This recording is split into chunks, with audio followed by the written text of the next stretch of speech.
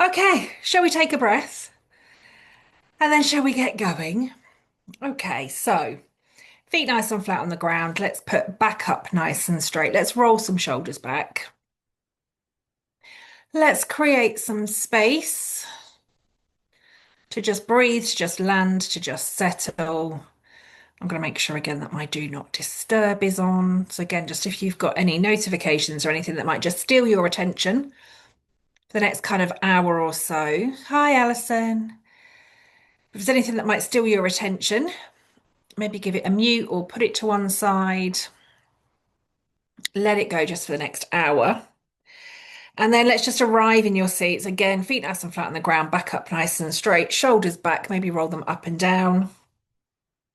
And then we'll arrive and open the space together with our 3 breaths. So if you can, in and out through the nose, either with your eyes closed, your gaze softened, or just looking at a fixed point in the room.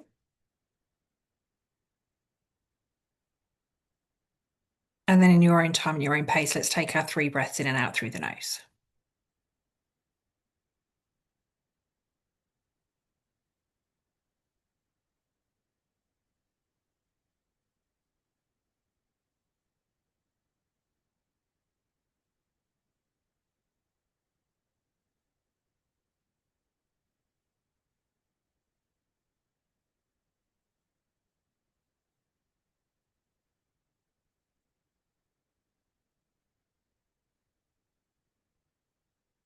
Okay, so welcome to today's masterclass. June, I cannot believe we are in June. I cannot believe I'm saying welcome to June for the June masterclass. That just feels absolutely ridiculous, doesn't it? But we are in June.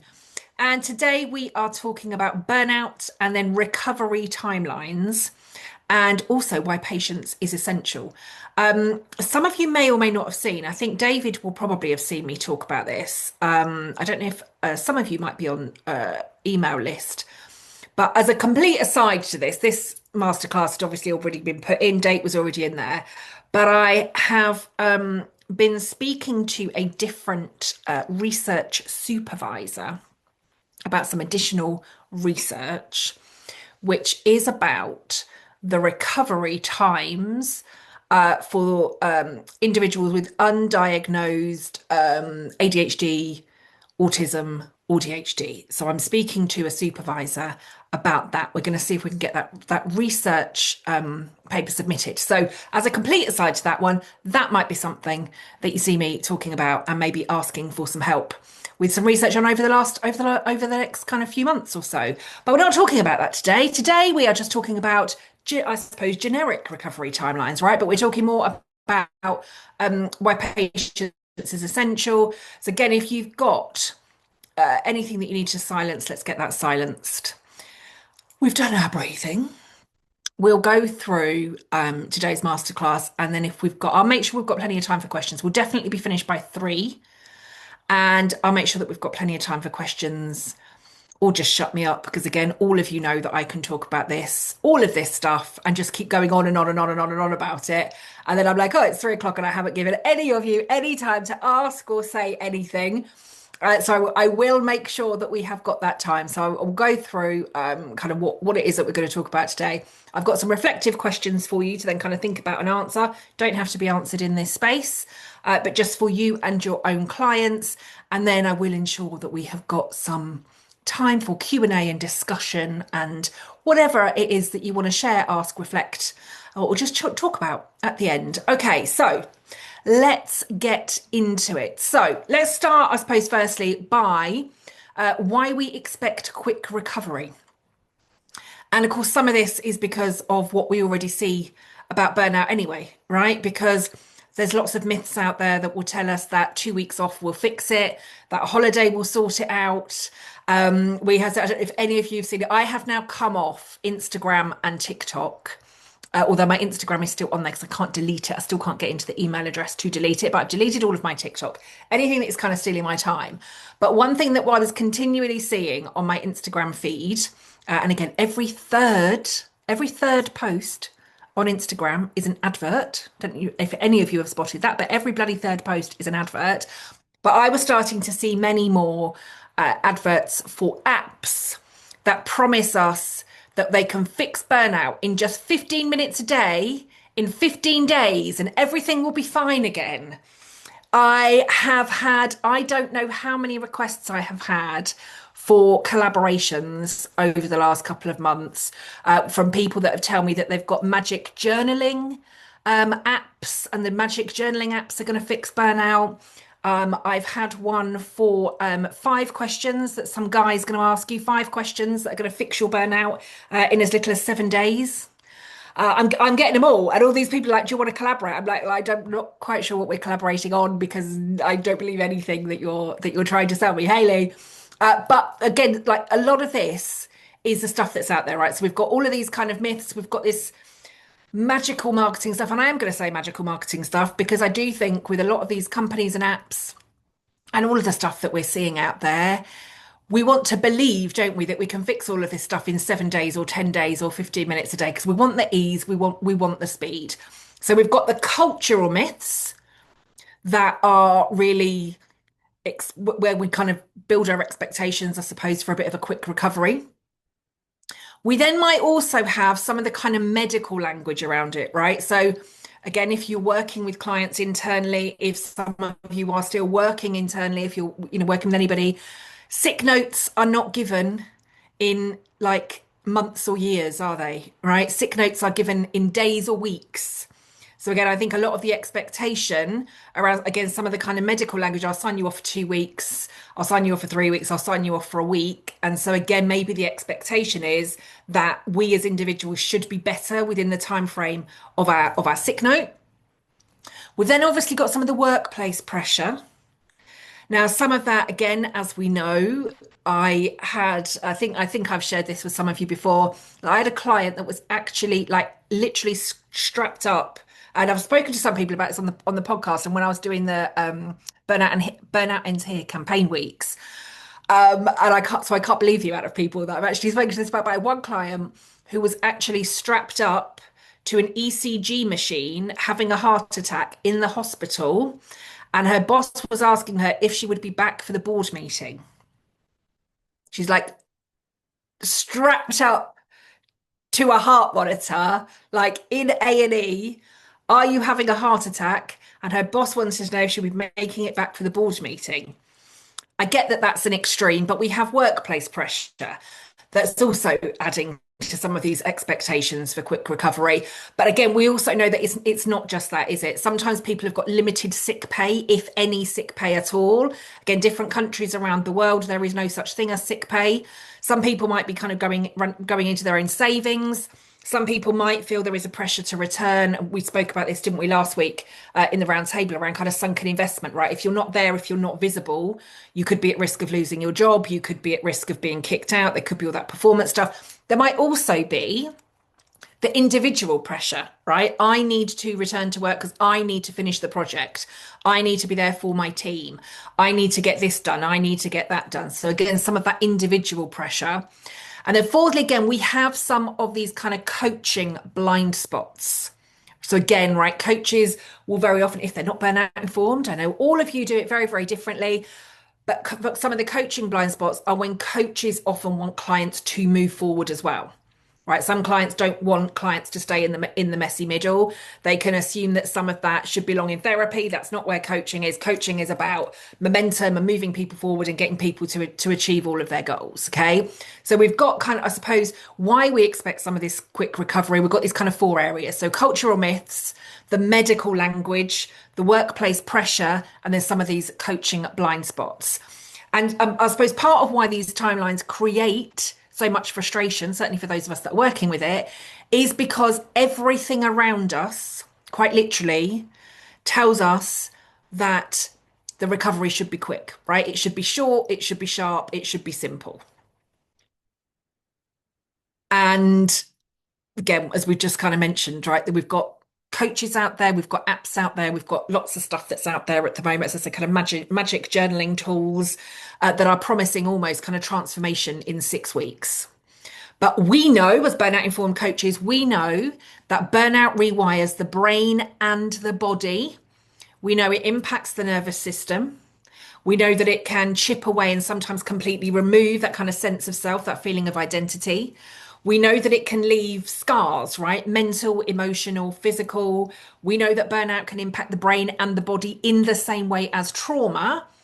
And we know, as burnout informed coaches, that we cannot reset any of that in 2 weeks. Again, no magic pills, no magic solutions, no magic journaling, no magic tools. Now, again, I genuinely wish there was. If we had that magic pill, I mean, all of us could be millionaires overnight, right? If we genuinely had that magic pill that's like, just take this and everything's going to be fixed, all of us, could be millionaires. We could all be living on our own yachts or doing whatever it is that we want to be doing. But we know that is not the case. So that's kind of, I suppose, why I think there is some of this expectation around quick recovery. Okay, so those four kind of areas. We've then obviously got the neuroscience of recovery, right? Which again, I know you all know brilliantly, but we have the neuroscience of recovery. So we have got the glass, right? So whatever your definition is of the glass, we know that mine is my kind of glass and my ball. But we know obviously that the neuroscience that sits underneath this, if the glass is overflowing, we know that people will move into a different part of the brain. We know that we cannot then access all of the good, positive decision making. We can't access any of that stuff if our glass is overflowing and we spend too much time in our primitive brain. We've also got some of the kind of stress physiology. So again, from a physiology perspective, we've literally got kind of our body, our brain, everything is kind of being flooded really by cortisol, right? So too much cortisol in our system is creating this stress physiology within our brain, within our body, within our nervous system. As a result of that, some of the nervous system patterns that we see can be the fight, the flight, the freeze, and sometimes then obviously we can get into the fawn stage. But primarily it's the fight, flight, and freeze that become the default once this kind of stress physiology has taken over. Right, we've then got the brain impact. So the prefrontal cortex, again, prefrontal cortex, the bit that we know as us, that is attached to the intellectual part of the brain, but we can't really access the intellectual part of the brain when our glass is overflowing. So the primitive brain begins to take over. The amygdala, so again, our inbuilt safety system, right? Our inbuilt safety system, our inbuilt alarm, that's going into overdrive. And again, as we talked about a lot in the 2 days, again, you've created your own neuroscience descriptions, but that amygdala is the part really that's telling us that it is not safe for us to stop and take a picnic. Right? That's the part of us that is keeping us on red alert. It's the one that's keeping us looking for the wild animals, making sure that we don't become the prey. That's the bit that is not telling us it is safe for you to stop. Right? So it keeps on going, it keeps on pushing us, it keeps on doing everything that we need to do. And as a result of that, so we've got the stress physiology, we have got the nervous system patterns, we've got the brain impact. As a result of all of that, we need time to heal. Literally need time to heal. And again, as we talked about in the 2 day a lot, we talk about it a lot in all of these sessions. But fundamentally, before we start accessing the brain, we know that we cannot think our way out of burnout. Fundamentally, we need to get our clients to be able to feel safe enough in their body. So again, you might have seen some of my recent rants all over social media, but we know that we cannot think our way out of burnout. We also know that, just manage your time better, just set better boundaries, just think differently, just think more positively are not enough to get our clients moving into a state of recovery. And again, a lot of that is being driven by the nervous system. The nervous system is still firing everything that it needs to, might be reacting in different ways. Again, remember we talked about your kind of tension in the muscle, right? So even if we think about kind of the psoas muscle, that muscle that comes down the bottom of our back into kind of our thighs, we create all of that kind of hip placement. Our body, we might be feeling tension in the lower back, tightness in the hips, pain that's kind of going down into the legs. Even that can be a sign that our body is not ready. because everything is tightening. Again, remember that psoas muscle is the one that tightens, really ready to release, correct? Because it thinks with all of everything that we've got going on within our body, we must be getting ready to kind of like literally run, like sprint for our lives, right? But of course, none of us are sprinting anywhere. We just sat at our desks getting tighter and tighter and tighter and tighter and tighter. But all of the physiology within our brain and our body is telling this psoas muscle, any minute now, we are about to sprint out the door and just go for a really, it might be a marathon, it might be a short, sharp run. But of course, that psoas muscle is getting tighter and tighter and tighter and tighter, curling up like a spring, ready to release. And we never do the running, do we? We just sit at our desks again, or sit in our chairs again, or sit scrolling on our social media, just getting more and more stressed, more and more worried, more and more anxious. And our clients might be doing the same. That's not to say everybody needs to start running, but it is a sign if we're starting to feel all of that tightness, all of that tension in our lower back, into our hips and into our legs. And again, it's not just there, as it could be tightness in the shoulders, could be tightness in the jaw. It could be, again, just a complete feeling of not being safe. Again, I've got, some clients, even years after leaving the organizations that they work with, their body almost still goes into a panic mode when they drive past their old place of work. They literally, it's their body that feels it first, and they're like, what the hell's just happened? But their body will feel it. And I don't know if anybody saw the paper. I need to find it because I was going to share it with you all in the hub, but there was a paper that was done a few weeks ago. Was it a paper or an article? I'm going to find it all for you. But obviously, we're probably all familiar with the book, right? Body Keeps the Score, right? And how, like, literally, body knows first. So again, we know that the body knows first. But there was a paper that was done a few weeks ago that is basically trying to poo-poo all of that and saying that's not the case at all. It's nothing to do with what the body feels. Whereas at the same time, like, everybody else is like, no, it's definitely the body first, right? We definitely feel it. We hold all our reactions. This is kind of the responses. But there was a paper, I meant to get the link immediately, and then maybe I kind of carried on scrolling and it went. But there was a recent either paper or article that basically said that the body keeps a score is basically the biggest load of rubbish on earth. And I'm saying, no, it's not, as are many others. So, but again, you've probably at some point experienced your body will have had a reaction before your brain has been able to catch up with it, right? For whatever reason. Doesn't have to be burnout related, but there will be things, experiences, times, whatever. There will be something that has caused your body to react before your brain has caught up. That's the body keeping the score. That's the body knowing beforehand. So again, as we know, we cannot think our way out of burnout. It comes in the body first. Lee says she saw that article as well. Perfect. Lee, if you can remember where you saw it from, and if you can find the link, let me know. I will have a look for it. Now I've thought about it again. We'll see which one of us can find it first. Okay, so let's carry on. We know I can get carried away with all this, don't we? So we were expecting recovery because of cultural myths, medical language, workplace pressure, and coaching blind spots.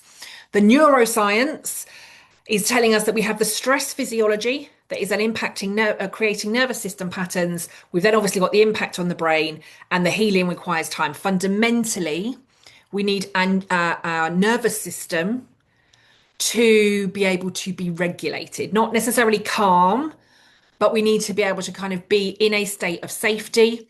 We need our body to be able, oh, Jenny's posted it. There you go. If that's the one, there we go. Thanks, Jenny. No worries. Okay. I suppose the third thing then, once we've kind of got that, we know, again, this is why personally I get very irritated by the 12 stage. I get irritated by lots of stuff, don't I, in terms of burnout. But one of the things in terms of the 12 stages, either on the way in or the way out, we know that burnout and also burnout recovery are not linear. And I think, again, we can have a lot of coaches, a lot of clients, we might misinterpret setbacks. We might misinterpret the fact that our body goes into a real kind of panic mode years after we've left that old workplace, but we drive past it anyway. We might see that as failure. We might see that as something that we've done wrong. We might see that as, I thought I was completely over this. Again, we know that recovery is not linear. Recovery can be quite messy, can't it? And we can have days, we can have weeks, we can have months where we start to feel better, where your clients will start to feel better. But what do we tend to do then when we start to feel better? What do clients tend to do when they start to feel better? Maybe this is just me, but I probably not. But we start to feel better, don't we? Clients start to feel better, and what do? We push again, don't we? Because we think I'm ready to go. That's when we literally start running, right? I can now go and train for a marathon. I can do this stuff. I can do this. I can start a new business. I can get a new job. I can get the promotion. I can redecorate the house. I can move. I can blah, blah, blah, blah, blah, blah, blah, blah, blah. And of course, then when we push too hard, when our body, our brain, our mind, our nervous system, when that's not ready, and then we might end up back in the crash again, might we? And that's then where we can almost create this kind of self-perpetuating cycle, and clients and or ourselves can get to the point then where we will start to beat ourselves up for failing because we should have known better, we should have done better, we should have recognized the signs, we should have slowed down, we should have done this, we should have done that. We go into all of the shoulding, don't we? And as a result of that shoulding, we start to beat ourselves up. We start to think that we failed. We start to think that we are the problem. And then we might see articles or news posts or whatever. We might go back, clients might be going back into the workplace. And again, it might be reiterating the fact that actually the reason that you got to burn out was because you weren't resilient enough. You didn't try hard enough. You didn't do whatever it was that you wanted to do. And of course, then that gets the client again, doesn't it, into that point of failing. Or again, if we've been there ourselves, if we can recognize any of this in ourselves. A lot of coaches, again, will begin to congratulate their clients for feeling better, right? There will be many coaches out there that don't understand the signs of burnout, that don't understand the language of burnout, that don't understand what's going on in the brain and the body and the nervous system when they start coaching. So again, if a client begins to feel better, some coaches will again be helping their clients to push harder, push faster, move quicker, do better, set bigger goals, challenge themselves. Our job as burnout informed coaches, our role as burnout informed coaches isn't to speed our clients up, but it is to almost kind of normalize a different pace. It's to try and normalize that sense of safety. It's to try and normalize some of that calm. And also, I suppose, then to kind of remind them that any setbacks that they might be having on this completely non-linear path, again, there's I think it's an infographic or something, isn't it, that you might have seen all over your feeds, but there is kind of, most people like think that this is progress, whereas actually progress kind of goes like this and then kind of all the squiggles and then we start to move up again. And again, we know that that's the same as we're coming through burnout, right? We've got to kind of get through the squiggles and navigate the squiggles and find different ways. If we bring this back to the burnout equation, again, toxicity minus sense of self equals burnout. For a lot of us, for a lot of our clients, for a lot of your clients, we won't necessarily understand what that toxicity looks like, what it did look like, again, until we've rebuilt enough of that sense of self. So as a result of that, we might think, again, you might have had this yourselves, you might be seeing this in your clients. I know it's, definitely for me, but it was like, I would still say now, 13 years later, I would still say like I am a high performing, high achiever, and I am. I'm still ambitious. I've still got drive. I've still got passion. I've still got everything that I want to do. And yet, it's like, how do I find a safer way to be ambitious and get all of the stuff done without the toxicity of ambition must mean 24/7 working 7 days a week, got to be pushing, got to be striving, got to be, almost kind of hustling harder. It's that kind of stuff, isn't it? Actually, I can still be ambitious without having to work 7 days a week. I can still work hard and be ambitious and still have goals and still have things that I want to achieve without working 7 days a week. I can redefine, I can create, the same as with you and all of your clients, we can create a different version of success. But often, what can happen in that kind of squiggle of the messiness as we start to go into that recovery phase, and there is a lot of unlearning, isn't there, that kind of needs to happen at this point. But as we begin to kind of really rebuild that sense of self, a lot of what we thought, a lot of what our clients maybe thought was normal in terms of what success looked like, in terms of like supposed to be climbing the ladder. It's all about the bigger house, the faster cars, the designer this, the designer that, the all-inclusive holidays, whatever all of that stuff might look like. And that still may be for some people their version of happiness, their version of success, their version of what it is that they want to go, what it is that they want to achieve. But actually, a lot of people then begin to realize that a lot of the things that they thought they wanted because they were told it was normal, because they were told this is what life looked like, because they were told this is what the career ladder should look like. For a lot of people, they end up realizing actually, I didn't want any of that. I didn't want promotion after promotion after promotion after promotion. I didn't want all of the, yes, money might have been nice, but actually I didn't want the additional responsibility. I didn't want to be director of something. I was really happy doing the doing. Again, I think I might have shared this with some of you before. I had there was a woman in this organization that I worked for in the one the previous one to the one that contributed to the burnout. And there was one woman. She worked in customer service. She must have been with the organisation like even before it started. It was kind of a merged organisation. So she'd been, I suppose, with the company for like 20 odd years. She was incredible, absolutely incredible. She was literally the best person in the customer service team. She would always kind of mentor all of the new people. She was like the buddy, she was the hand holder, she was everything. And every single year, every manager would sit down with her to do her performance appraisal and tell her that she should be a supervisor or she should be a manager or come on the management training scheme, do this, do that. She didn't want it, genuinely didn't want it. She's like, I'll take the money, but I don't want the extra responsibility. And one manager that she had at one point was almost like, you have to take the managerial role in order for me to be able to reward you with a higher salary because I think you need it. She's like, I'm not interested in the money because I genuinely don't want more responsibility. I love working with the customers on the phone. I love kind of mentoring people when they come in, but actually like her happy place was being on the phone helping all of the customers. And she knew that if she went into a management role, she wouldn't be doing that part of it anymore because then she'd be managing and overseeing everybody else. And that wasn't her thing. And I can remember having, we put bonuses in place. We did lots of different things for her. We wanted to keep her, but every single manager tried to push her. And they couldn't understand why she didn't want to climb the ladder and why she didn't want more responsibility and why she didn't want all this stuff. Because she was bloody happy doing what she was doing, right? She'd been in the business long enough to know I do not want this. And as far as I know, she's still there, still on the phones. You probably get her if you're in the organisation. And it's not to say that that's the same for everybody.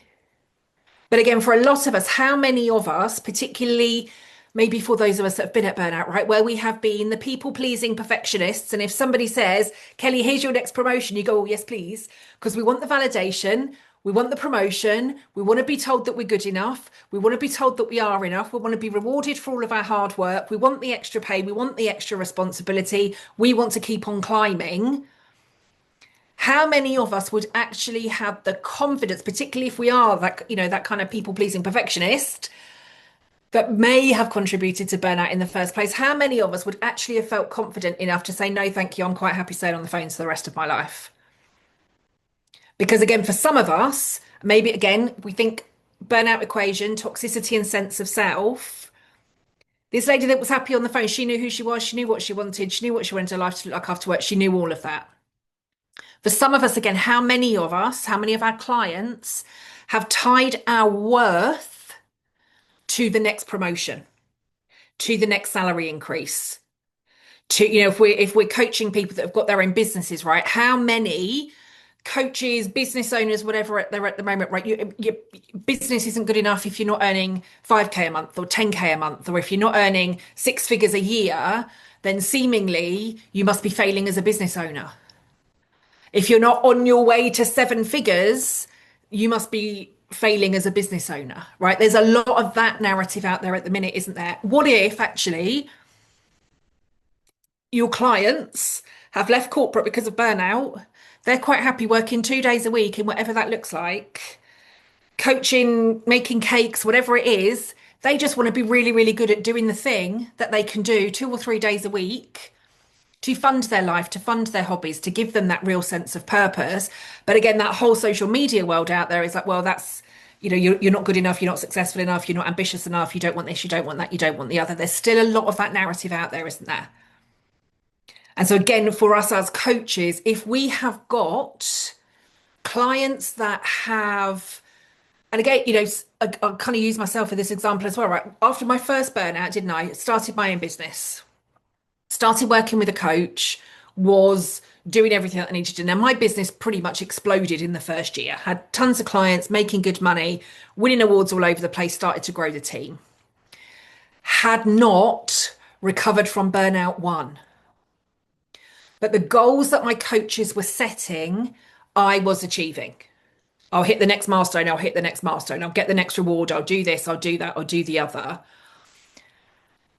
And I wasn't ready for any of that. Now, again, if you will have seen me and heard me talk about this many, many times before.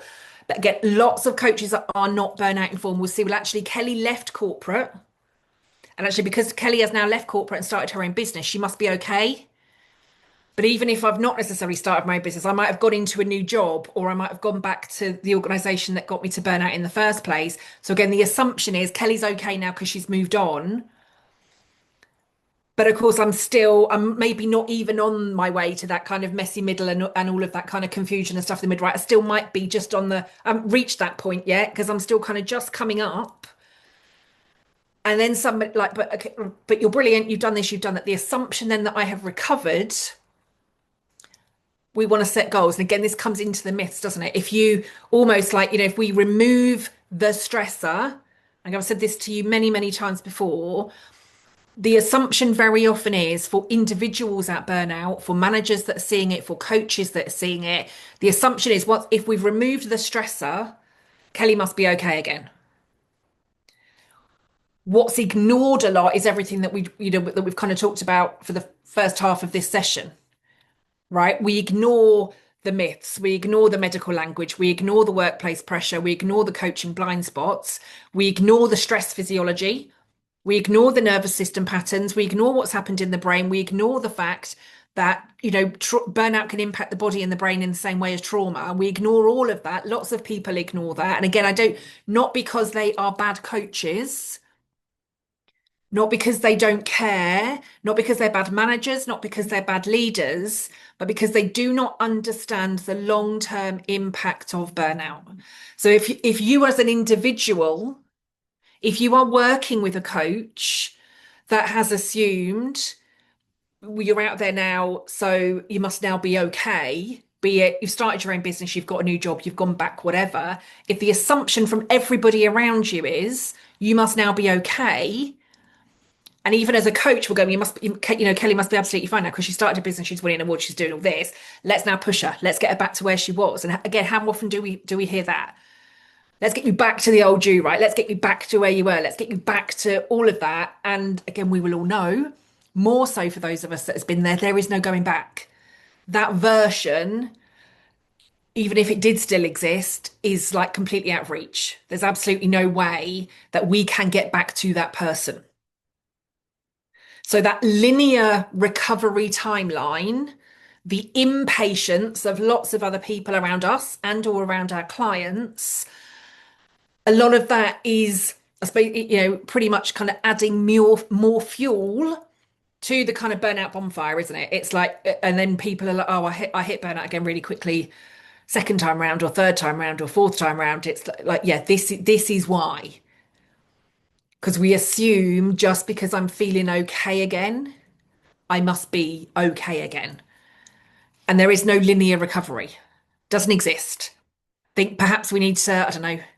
Yeah, we need to think of it more as a squiggle Or it's one of those roller coasters, isn't it? That just continues to go round and round and round and round and round. And just as we think we've kind of got to the nice flat bit again and everything is starting to calm down again, it does another bloody loop. And then we find ourselves, hanging upside down again, wondering what on earth has gone on.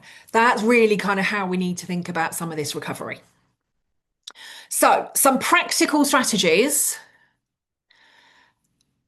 I'm trying to because I am babbling again, aren't I? But hopefully this is useful for everybody. Okay, right. Let's talk about some practical strategies, shall we? So, I have got 5 practical strategies for you that I want you to kind of think about again with clients when it comes to recovery. So, the first, I'm sure you're all doing all of these anyway because you've all done the 2 day with me and you're all brilliant at doing the 2 day with me. But the first, really, that we need to do, kind of number one, is really kind of normalizing the long time that this is going to take, right? Normalizing the long haul of recovery. And that genuinely is about being upfront with your clients that burnout recovery is likely to take months, maybe years, but it's not weeks.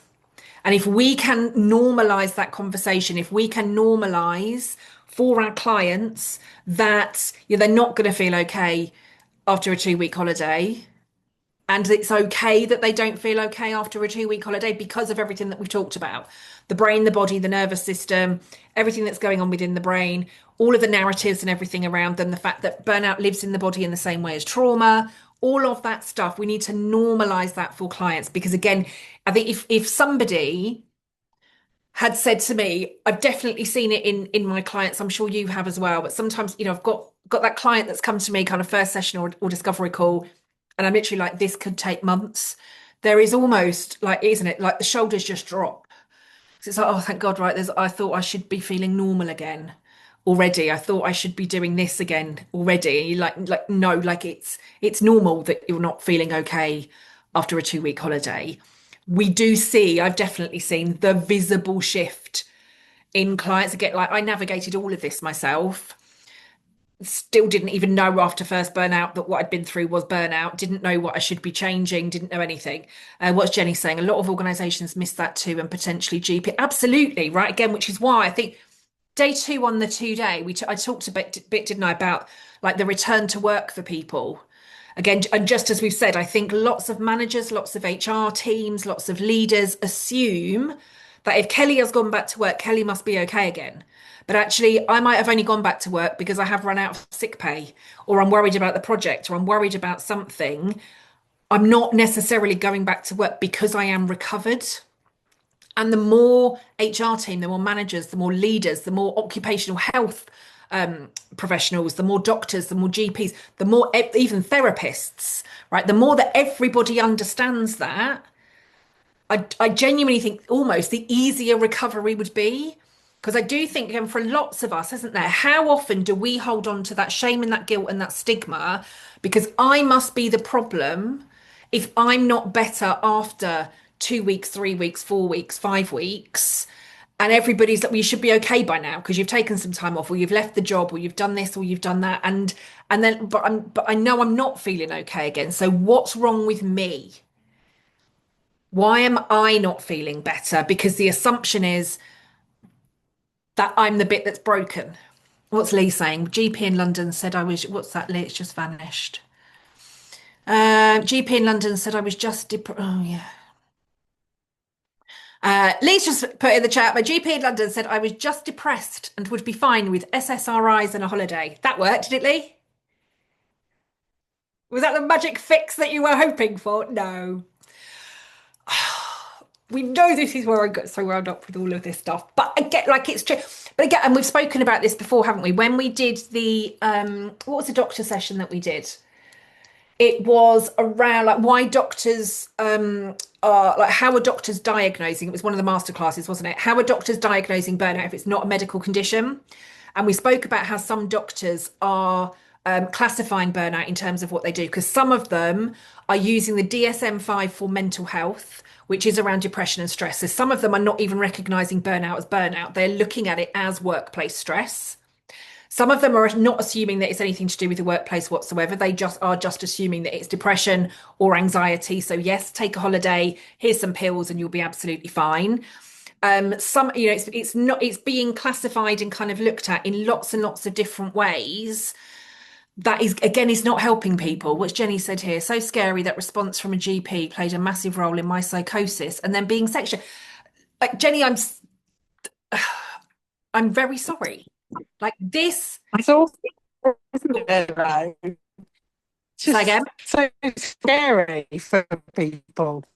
It terrifies me. It genuinely It's just terrifies. so scary for people that having an inappropriate response to Yeah, someone who's burned out we're losing you, is Jenny. Can't hear you has very well. massive, massive, massive consequences. Yeah, yeah. We need, and this, we need more education. We need more awareness. Now, I am fully aware awareness is I not stopped necessarily fix a talking. problem. I can't hear you, Jenny. We're losing you, my love. I She's gone, I think. We'll see. But like this, I know, and I hate that Jenny's experienced that. I know that will not be an isolated incident. And that's GPs. Again, I've said this many, many times before. You're probably all bored of me kind of, talking about it as we go. But no coach that I worked with understood what I've been through. No doctor that I was speaking to understood what I'd been through. And, none of the therapists that I was working with understood what I'd been through. Now, again, it's quite interesting. I think over the last couple of weeks, I'm not going to say people are trying to argue with me on my own posts, but I think some people are trying to tell me that kind of maybe my reality of burnout is different from everybody else's because every therapist apparently understands burnout. Every doctor apparently understands burnout, and every coach apparently understands burnout. And I'm like, no, they don't. And still, lots of coaches and therapists and doctors and everybody really, aren't they? They're lumping stress and burnout still into the same thing. But we're assuming that the treatment for burnout is just how we would manage stress, just remove it and everything will be okay again. The long lasting recovery time, everything that goes with it is the bit that's being ignored. And that's a bit really that we need more awareness on, more understanding of, all of that sort of stuff. So that's where we're going to keep on advertising. So, first thing, practical strategies. I said there was 5. I also said I'd give you time for questions. I'm going to stick to what I've written instead of going off on a tangent. Right. So, practical strategy number 1, normalizing the long haul, being upfront with clients that burnout recovery takes months, not years. Secondly, we need to be the one that is really kind of shifting the goalposts for our clients. And again, this comes back to kind of 4 S's, right? State, safety, self, and strategy. It's not going straight into productivity and performance. It's not starting with that. It's starting by focusing on the capacity of the person, how regulated they are, and their own self-awareness. That's where we need to start. So we need to pretty much shift the goalposts for our clients. We will come to productivity and performance and goal setting and all of that sort of stuff. But first, we're going to be working on capacity regulation and awareness. The third thing, in terms of what we can be doing as coaches, is really around these kind of like micro progress, right? Celebrating, tracking this micro progress, and literally like celebrating every single win, no matter how small it seems. But I slept better last night. Brilliant. Let's celebrate that. I'm feeling less anxious today. Brilliant. Let's deal with that. I made one decision and it didn't feel scary. Brilliant. Let's celebrate that. I took one step forward. Brilliant. Let's celebrate that. So we want to be tracking some of this kind of micro progress. Again, David, I know you'll know her. Jules, you will know her. Lee, maybe. But my friend Michelle Hartley. So again, she talks very much about the fact for her, as she was kind of coming through this, she talks about kind of 1% goals. And for her, it started with like wearing glittery nail polish. Glittery nail polish was her thing that allowed her to start to be more of herself again. So creating some of this kind of micro progress, like celebrating tiny wins. For me, it would definitely not be glittery nail polish. But, so find your kind of like what are your clients' tiny little micro progress things that we can do to kind of get this through. Fourthly, we need to be able to hold the line. Now, of course, all of our coaching hopefully is client led. but we want to be holding the line for our clients, particularly in that messy middle bit. And what I mean by that is it really is like resisting the urge to push for those big breakthroughs. Right, it's not necessarily about like like a light bulb moment in every single coaching session. It is about like feeling safe in the now, feeling safe in the body, feeling safe in the moment instead of going for those big breakthroughs. And again, I know I can say this, I know I've seen it in some of my clients. You may have experienced it yourself and also seen it in some of your clients, but we still want the big breakthrough moments, right? Because again, old us that was high achieving, high performing, 7 promotions in 8 years, all of the salary increases, all of the certificates, all of the goals, all of the wins, all of that stuff. There is still part of us that's craving some of that stuff, right? Because that validation, all of that stuff, all of that reward gave us something that said you are good enough, right? And so there can be part of us, part of our clients, and some of us with our clients could be sat there, right? I just want you to I want you to have the light bulb moment, right? I really want you to have the big breakthrough. But again, the client is not ready for it. So we need to hold the line. We've got to be able to resist that urge for the big breakthroughs. And again, focus on the calm, the clarity, the being in the now. And then fifthly, so we've got here in terms of our goals, right? We have got normalizing the long haul, shifting the goalposts, tracking this micro progress, holding the line. And then fifth here, preparing for relapse. We don't need to be talking about relapse. We don't need to be, you don't need to be coaching me and going, Kelly, you might be going backwards next week. It's not about that, but it is us being prepared as coaches. It's making sure that we have got the language and the tools for our clients to recognize the dips, the ups and downs, the kind of steps back. It's about understanding that that is part of the process. That is part of the recovery. That's part of what is going to happen. And we need the we need the patience for that as much as our clients do. Again, kind of come back to that diagram, right? We kind of think, oh, they're starting to go up, so we want to keep them going up. We want the big breakthroughs. But again, as we just kind of said, right, they start to go up and then they're about to hit all of the squiggle.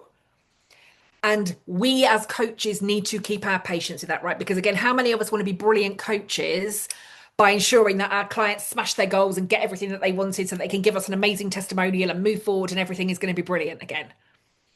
We've got to be ready, waiting there with the tools and the questions and everything, ready for when that messy middle is going to hit. So we need almost as much patience as our clients. Now, again, as we've said, let's kind of sum up and then I'll give you some questions and then we'll have a quick chat. But lots and lots of people, the systemic problem with recovery, as we've already said, many people are returning to work too early, either because of savings or money or responsibilities or whatever that might look like. That can, in some cases, lead to another relapse. For coaches, we need to be able to, again, kind of try and normalize that and also be there to kind of support. Again, if somebody's genuinely about to run out of money and they have to be going back into work again, what tools do we need as coaches to be able to help with that? Because we know for lots of our clients, lots of people are going to be going back either into work, into workplaces, into a new job, into a new business, whatever, before they're ready, not because they want to, but because the system around them is telling them to. Maybe again, that's pressure from loved ones, family, friends, like you should be okay now. Like, why aren't you? Maybe that's pressure from doctors, like you've already been signed off for 2 months, get yourself back into work. It could be pressure from therapists, it could be whatever. But for a lot of us, the system, the systemic stuff around us is quite often forcing some of that return to that. And of course, then if we're in that point, the relapse is just around the corner. And so again, as coaches, we need to be able to hold almost kind of two truths at once, right? The individual client is doing their very best, but for a lot of people, the wider system is working against them. So again, with this patience, it's got to come from us and the individual, and depending on who we're coaching and how we're doing it, we also need that individual to be able to communicate to everybody else that this is going to be a slow process. We need to understand that recovery timelines are going to be as much about the money and the policy and the systems and the relationships for the people around them as they are about what's going on within their body. Now, if somebody's going back into a toxic workplace, if somebody's got a partner that doesn't understand, if somebody's money's running out, if somebody's got an unsupportive doctor, if somebody, like Lee said there, right, you're just depressed, take some pills and take 2 weeks off. If that's the level of support that that individual is getting, really need to be equipped for that, right? Because again, there's going to be a relapse. The recovery is going to take even longer without the right level of support for that person around them.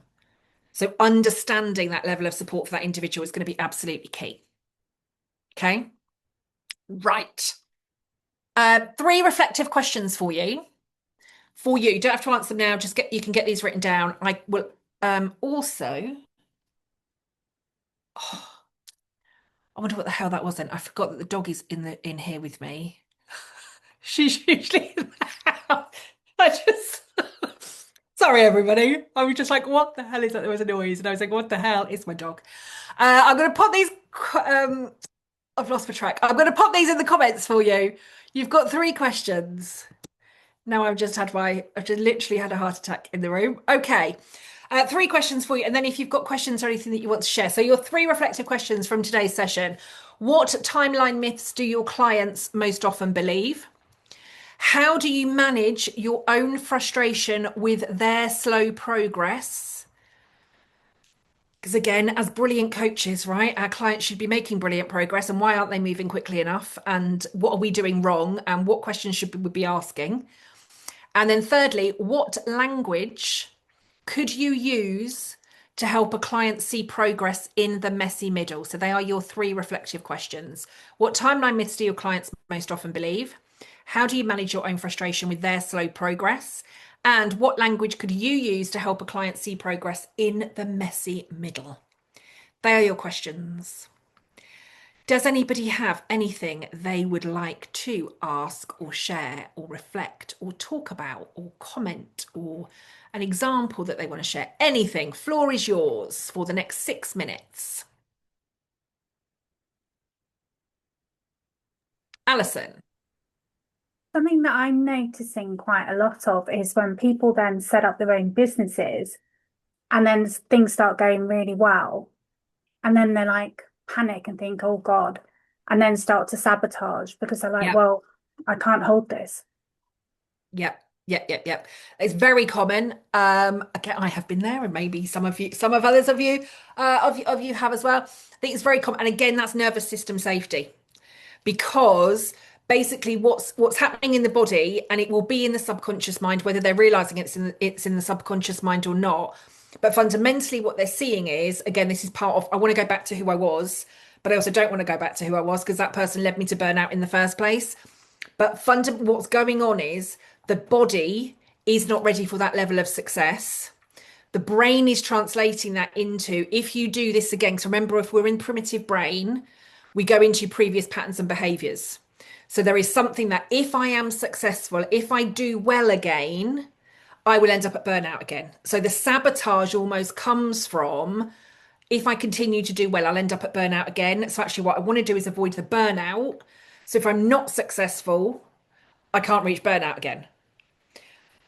But again, all fundamentally, again, what's happening is, as part of that, they want the success because whatever their version of success is, but they want the success because the success will then allow them to feel safe, right? It will give them financial security, it will give them life balance, whatever it is that, again, they want their version of success to be.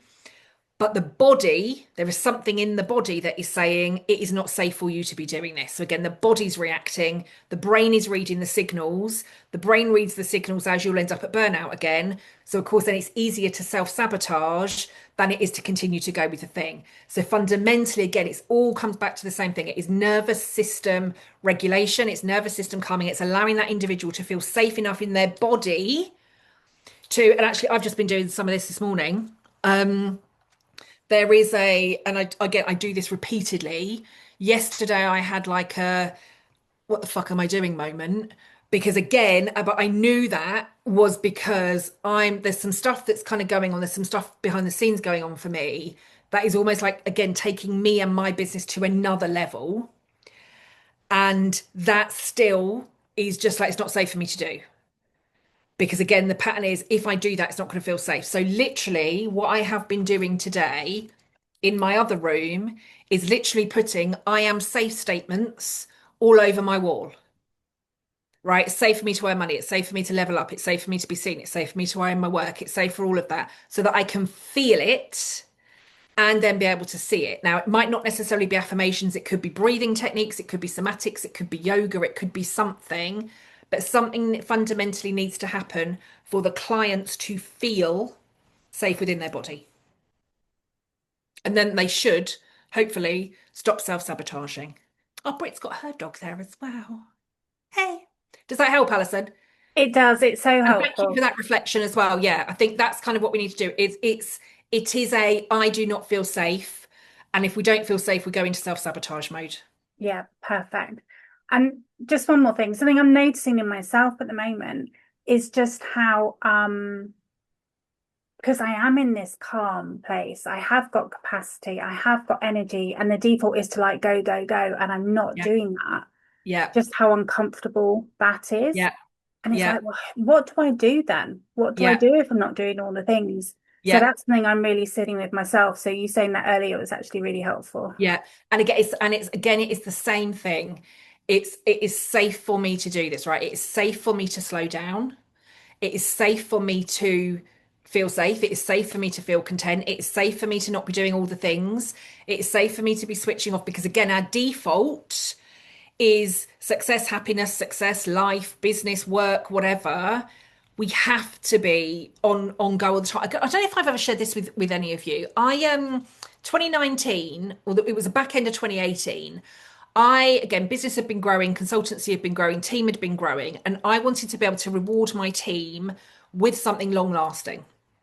And I'd looked at figures and I could have given everybody a bonus, but I thought I want to do more. I want to do more than a bonus, right? Because I want something that's genuinely going to be long lasting. And so I remember announcing to my team in December 2018 that we were going to go to a 4-day working week from the January, right? We were going to close the business on a Monday. We were going to go 4-day working week. We're going to condense our hours. They would work 80% of their contracted hours for 100% of the pay.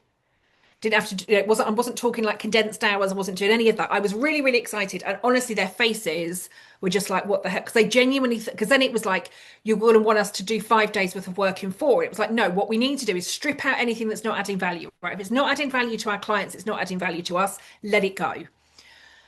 And we started to, we said we kind of initially started as a 3-month trial. We all really struggled with it because what do we do with the 5th day, right? We genuinely, we've got a 3-day weekend every weekend. What the hell are you supposed to do with a 3-day weekend, particularly when all of the rest of your family and friends are at work all of the time? Like, what are you supposed to do? And some of the team were like, off, I'm going to do it, I'm going to volunteer every Monday. Some of them were like, yeah, I'm going to like go to an old people's home, I'm going to do this, I'm going to do that, I'm going to do that. I was like, you don't have to fill the time. And there was actually, I can't remember her name now, which is going to annoy me. But she was the CEO of 4-day Week Global at the time. She was coming over to London and she came to sit with us as the team and basically had to say to us, it is okay for you to not be working. And she had like spent hours with us talking through this stuff. And it was like, oh my God, it is safe for us to like not have to do. And that was the biggest game changer. So we never ever went back to 5. I mean, even when I left in 2020, they were still doing 4-day working.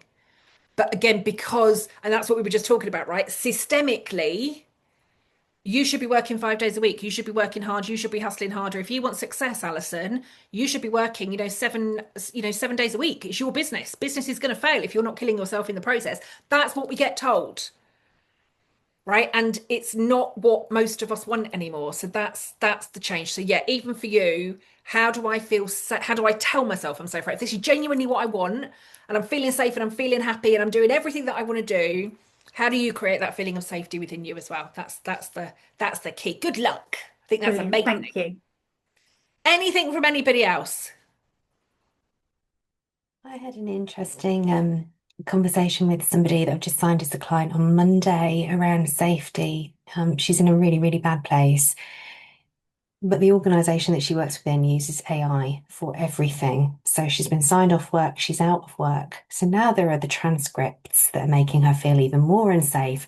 The AI is automatically pinging her so she can see, what's being said in the meetings about her, and her not being there.